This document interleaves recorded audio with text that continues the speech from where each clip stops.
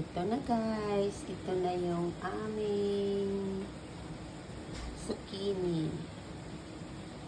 Hindi yan maglaki kasi ito yung Lebanese zucchini.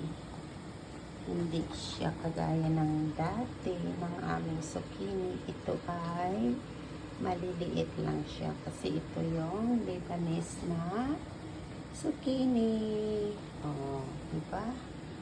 Try na namin, lumaki na nga dapat. Hindi yan lalaki kasi Lebanese zucchini lang siya. O, ayan.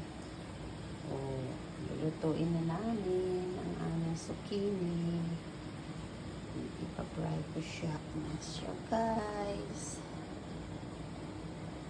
Ayan. Ang ano nila, fresh na fresh ka. Harvest ko lang.